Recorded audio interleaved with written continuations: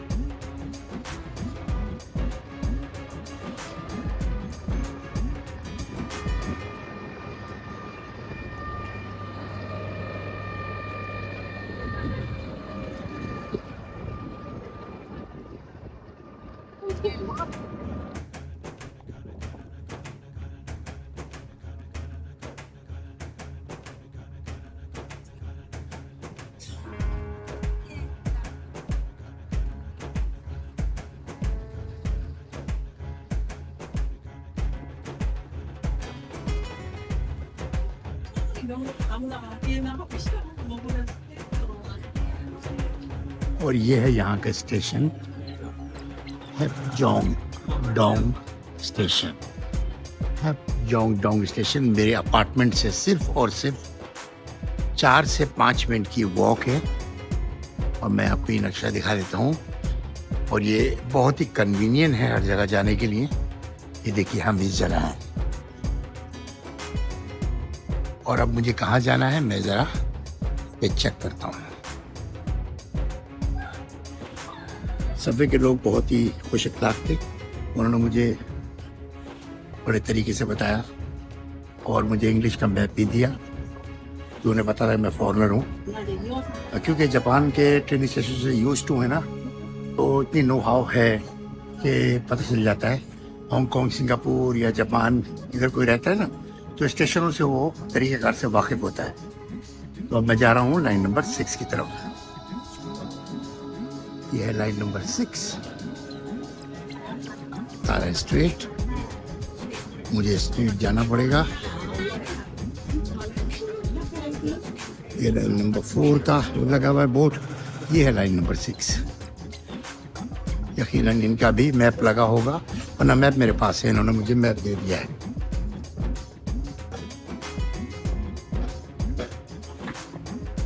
क्योंकि इन लोगों की शक्लें जापानी है, तो बिल्कुल ऐसा लग रहा है जैसे टोक्यो में घूम रहे हैं। मगर थोड़ा सा स्टेशनों में फ़र्क है। अच्छा, जापान के स्टेशनों में और हमारे स्टेशनों में और दूसरे मुल्कों के स्टेशनों में फ़र्क ये है कि जापान के स्टेशन पे सेफ्टियाँ नहीं है। सेफ्टी को वो लोग भूल गए, क्योंकि इतनी ज़्यादा ट्रेनें हो गई हैं कि शायद वो अफोर्ड ही नहीं कर पाते। ये देखिए आप, पूरे स्टेशन के ऊपर इन्होंने ग्लास के डोर लगाए हुए हैं। यहाँ से कोई किसी को धक्का नहीं दे सकता, कोई एक्सीडेंटली गिर नहीं सकता।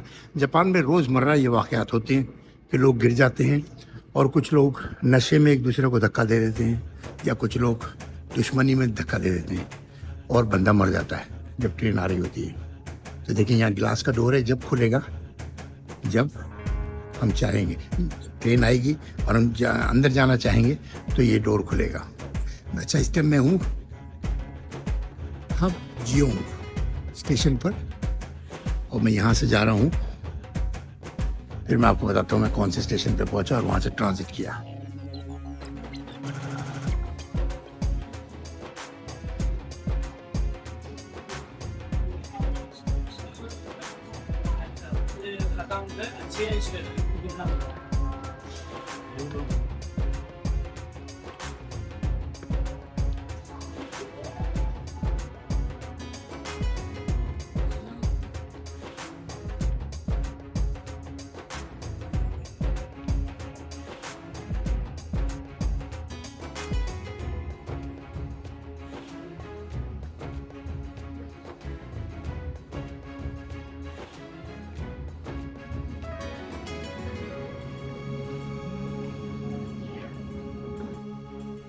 कल जब उतरे तो सुबह का टाइम था 9:30 का। एयरपोर्ट से निकलते हुए 10:30 11 बज गए। उसके बाद 11:30 बजे के करीब हम लोगों ने थोड़ा सा रेस्ट किया, वहाँ कॉफ़ी वगैरह पी, और उसके बाद हम लोगों ने वहाँ से डिसाइड किया कि अब हम यहाँ से टैक्सी से ही जाएँ, क्योंकि 3 आदमियों को टैक्सी ही वर्क करती है, ना कि ट्रेन महंगी पड़ती है 3 आदमियों के लिए। तो मैंने वहाँ से टैक्सी बुक की booking.com से, जिसने हमें टाउन तक आने के लिए 5,500 येन लिए, तकरीबन से बंदे $45 होते हैं। जी हाँ, $40-45 हमसे लगे और हम लोग होटल के सामने उतर गए। होटल के अपार्टमेंट लिया हुआ मैंने, तो अपार्टमेंट के सामने उतारा उसने हमें। फिर हम थोड़ा सा खाना खाने चले गए, वहाँ पे सामान रखे, और फिर 3-3:30 बजे होटल आए, फिर सो गए। और फिर शाम को थोड़ा सा उठे, बाहर नहीं गए क्योंकि सर्दी बहुत थी, और उसके बाद हम लोगों ने प्रोग्राम ये रखा कि कल सुबह ही निकलेंगे। तो आज हम निकले हुए आपके साथ जी, और अब पहुँच गए हैं एग्जिट के पास। पता नहीं इस कार्ड को वापस करना है या लगा के जाना है। Please redeem your deposit after getting up.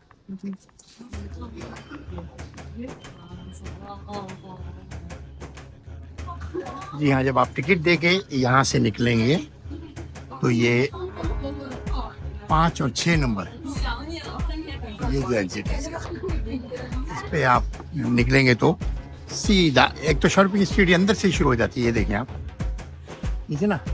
और यहाँ आपको अगर बाहर जाना है बड़ी शॉपिंग स्ट्रीट पे और फूड स्ट्रीट पे, तो वो बाहर है।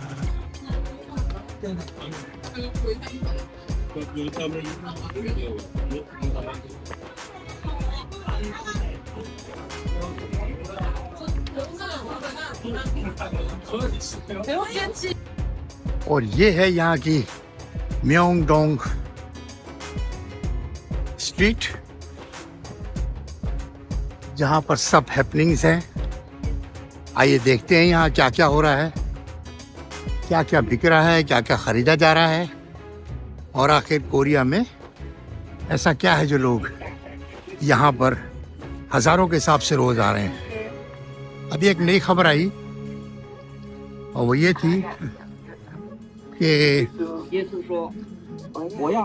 इस वक्त, क्योंकि गुज़िश्ता 2 साल 2.5 साल से कोरोना के बाद से जापान में टूरिज़्म बहुत बढ़ गया था, इतना बढ़ गया था कि ओवर हो गया था। तो वहाँ के लोगों को भी बहुत एतराज़ था, खासकर टोक्यो, ओसाका और ये बड़ी सिटियाँ हैं ना, यहाँ के लोगों को।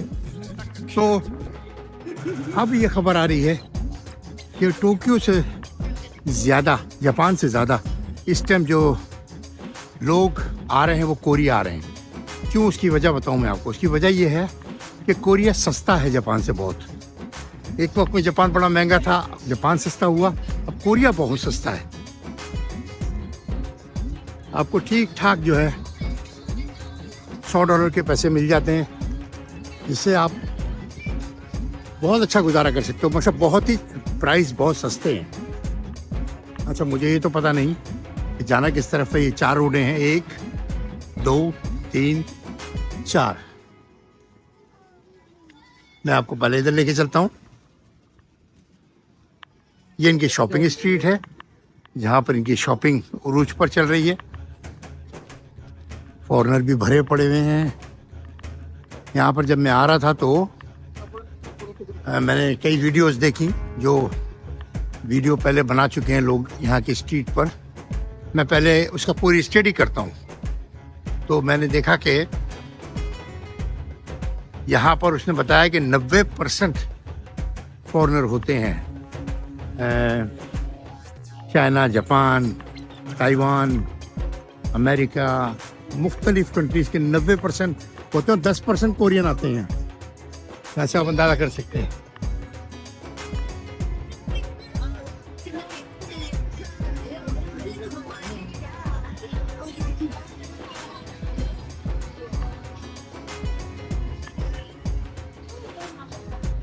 माहौल काफ़ी गर्म है, रश आपको दिख ही रहा होगा, ये देखिए। अच्छा, जब करीब जाओ ना किसी के भी, तो पता चलता है कि हाँ यार, ये कोरियन नहीं बोल रहा, ये कोई और लैंग्वेज बोल रहा है, ये ताइवान की लैंग्वेज है, ये चाइना की लैंग्वेज है, ये जापान की लैंग्वेज है। मुझे तो कोरियन नहीं आती 2-4 अल्फाज के अलावा, मगर जैपनीज आती है तो जैपनीज को तो फ़ौरन पहचान लेते हैं हम ही क्या जापान में जो भी रहता है।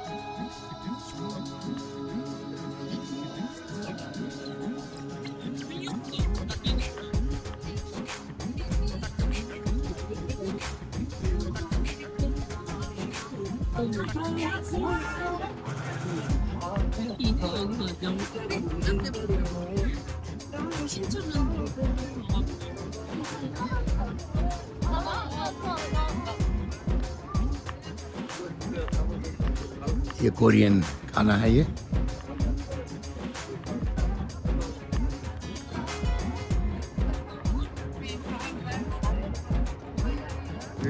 अच्छा, यहाँ मैं आपको बताऊँ, जो फूड स्ट्रीट है ना, वहाँ पर एक स्ट्रीट है जो हलाल भी है।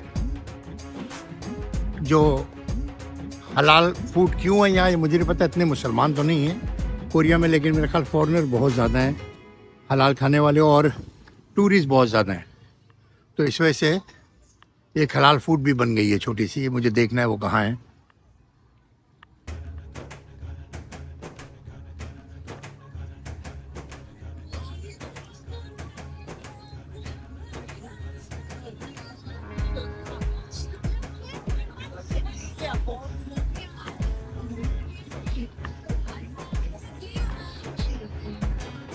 बिल्कुल जापान की तरह है। मुझे तो 19-20 भी फ़र्क महसूस नहीं हो रहा।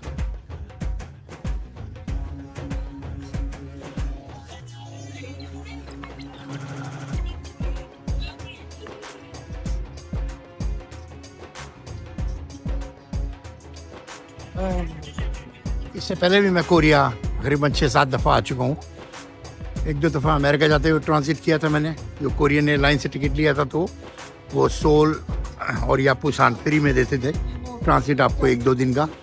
तो उस वक्त में ट्रांजिट ले लेते थे ये। और मैं शिप से भी आया हूँ 2-3 दफ़ा, तीन दफ़ा मेरे ख्याल शिप से आया हूँ दोस्तों के साथ, सिर्फ घूमने के लिए। तो हम लोग पुसान जाते थे और पुसान में घूम फिर के 2-3 दिन, और फिर शिप लेके चले जाते थे। 12 से 14 घंटे का शिप था, कोई इतना वो नहीं था, लंबा शिप नहीं था।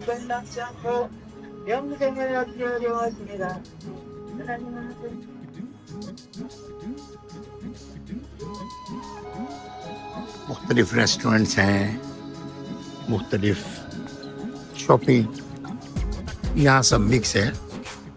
फूड स्ट्रीट का मैंने मालूम किया तो वो कहते हैं सही जो फूड स्ट्रीट जो मशहूर है वो यहाँ 4 बजे लगती है शाम के लिए, और स्ट्रीट यही है जहाँ मैं खड़ा था। तो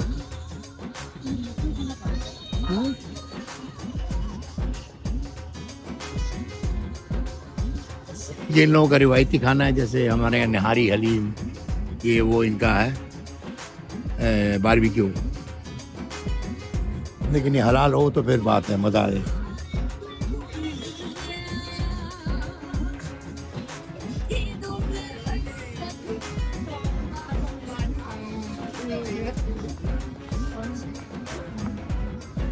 यहाँ तो हलाल नहीं है, लेकिन काफ़ी हलाल शॉप्स हैं। मैंने से रिसर्च की थी, बहुत सारी हलाल शॉप्स हैं यहाँ।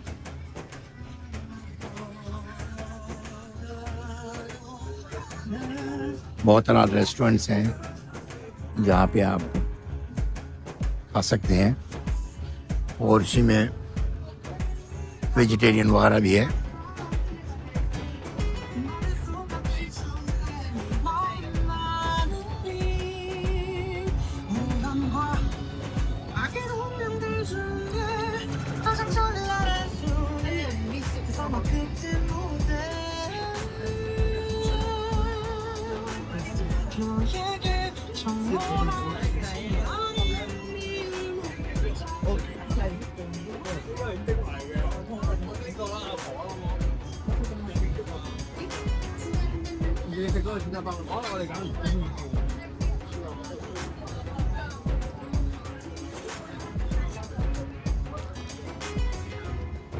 सिवाय गाड़ियों के नंबर और जो दीवारों पे लिखी हुई राइटिंग है, उसके कोई भी चीज़ जापान से मुख्तलिफ नज़र नहीं आ रही।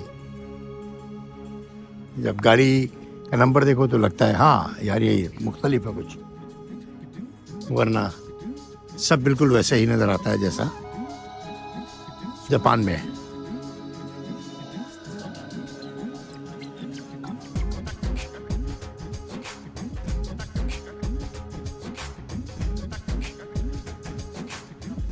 और ये कोरियन खाना मुझे मिल गया है जो हलाल है और हमारे हिसाब का है। तो मैंने इसमें चिकन वेजिटेबल पसंद किया है। अब ये लोग बना के देंगे खुद।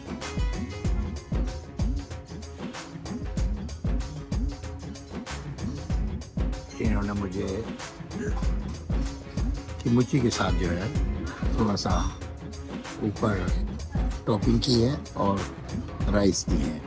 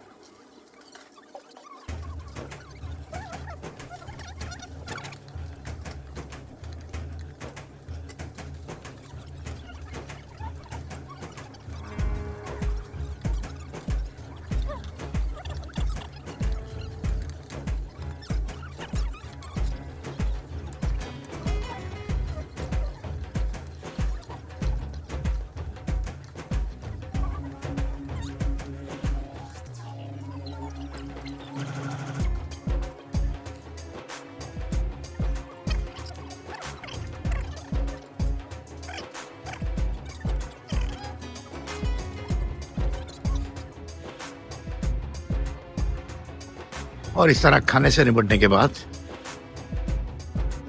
बाहर आ गया मैं। बहुत ही टेस्टी खाना था और जिस तरह उन्होंने बना के दिया ना यार, अच्छा जो भी वेटर आता था ना वो देखता था कि उसकी सूरत हाल क्या है और वो उसके अंदर मिक्स करने लगता था। ये नहीं कि एक ही वेटर बना के देगा आपको, बस वो उन्होंने ऊपर वाले पे छोड़ा हुआ था। जैसे ही कोई आता था वैसे ही देखिए यहाँ भी हलाल फूड है।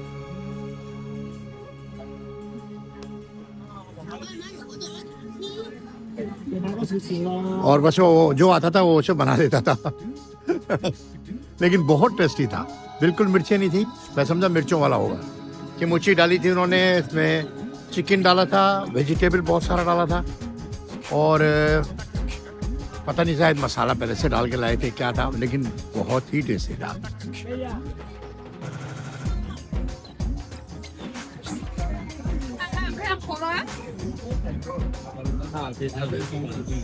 देखिए अभी 3 बजे शाम का टाइम है, लेकिन रश जो है बहुत हो गया है।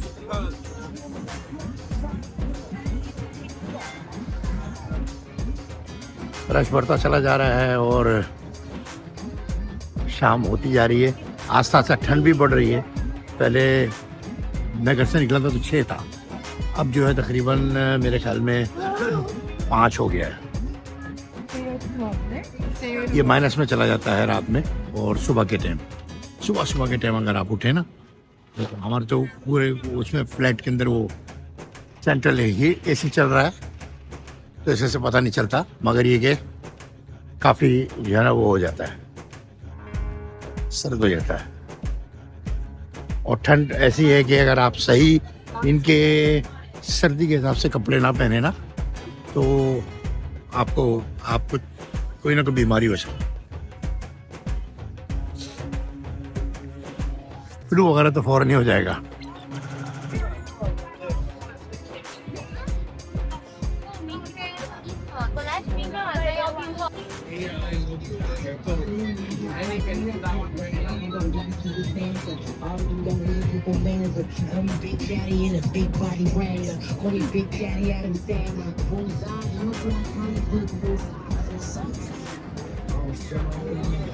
मैं कोई शॉप देख रहा हूँ, जैसे अमेरिका में डॉलर शॉप होती है, पाउंड शॉप होती है इंग्लैंड वगैरह में, और जापान में 100 येन शॉप होती है। तो कोई यहाँ के 1000 वॉन्ग शॉप हो जो तकरीबन हमारे 900 ही बनते हैं। तो मुझे नहीं पता ये शॉप क्या है, लेकिन मैं अंदर जाके देखता हूँ।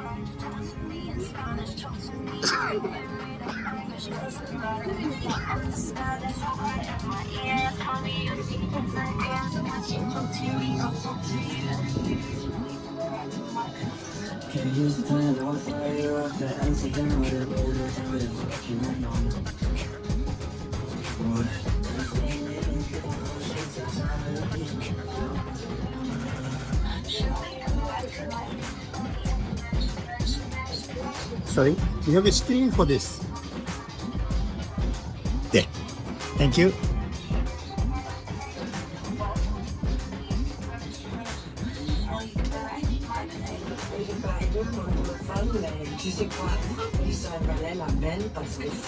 그러면 이제 가자. 빨리 고르러 가자.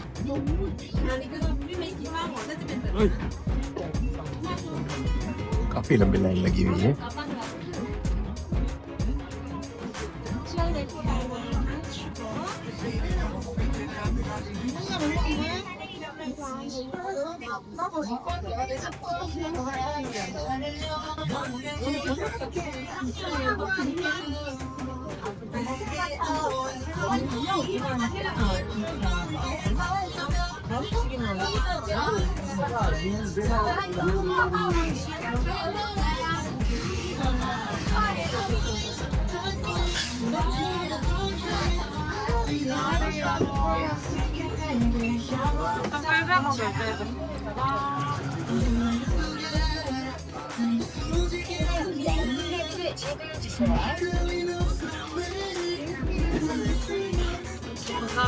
Thank you.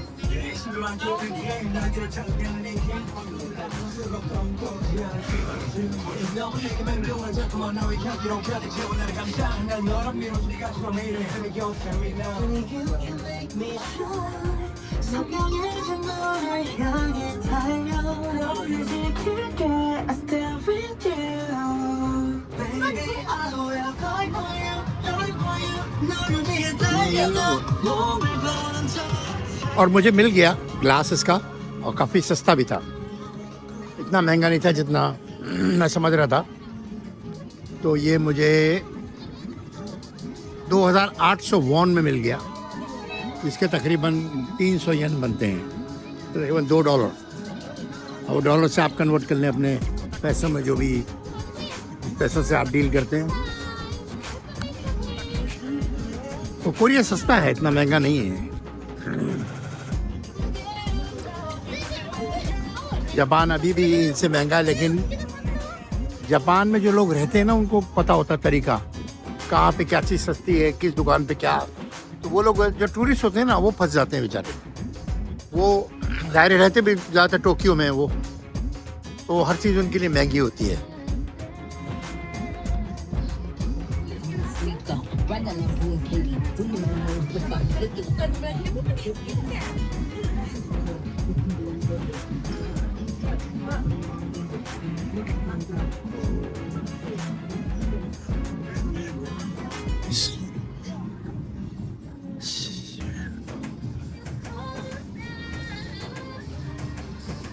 मुख्तलिफ़ किस्म के बहुत खूबसूरत कैप आपको मिल रहे हैं. यहाँ देखें आप, लेडीज़ जेंट्स दोनों हैं, लेकिन बहुत खूबसूरत हैं.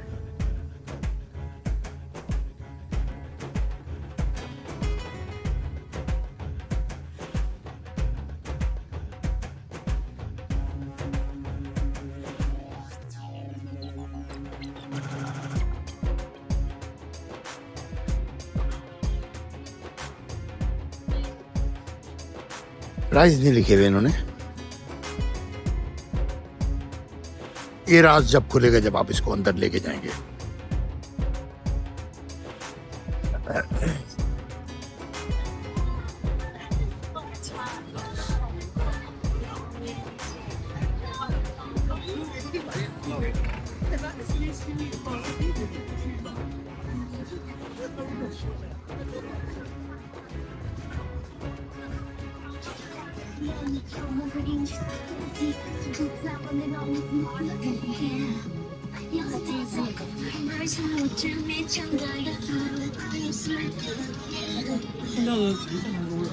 जो फॉरेनर है ना, उन लोगों ने उतरने से पहले जाहिर है उनको बताया गया वो बहुत सर्दी है, बहुत सर्दी है. तो जो जापान से लोग आए हुए हैं उनको तो इतना नहीं लगता होगा, मगर जो फॉरेनर लोग, उन्होंने कुछ ज़्यादा ही कुछ सर पे ले लिया. लोगों ने लिहाफ खरीद ली. देखिए ना, आपकी लड़की जा रही है, कितनी बड़ी जैकेट खरीद ली इसने।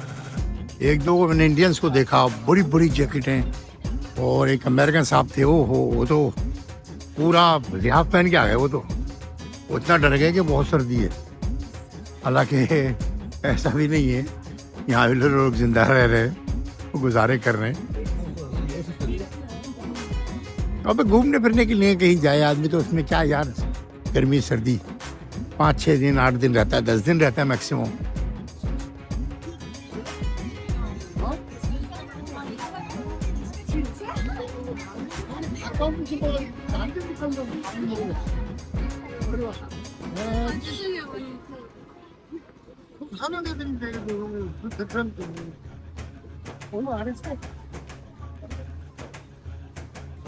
मसाज का मैंने देखा, वो फुट मसाज का मुझे शौक है, तो बहरहाल थोड़ा सा महंगा है यहाँ बैंकॉक वगैरह से।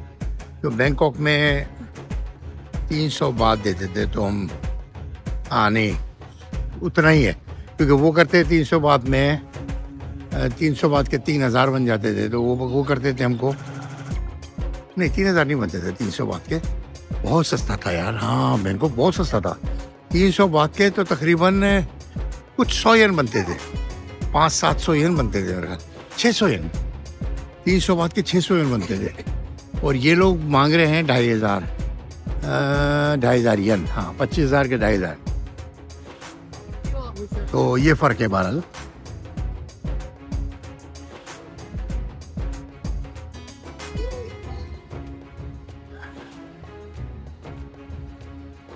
बहुत ज्यादा फॉरनर आए हुए हैं यहाँ भी।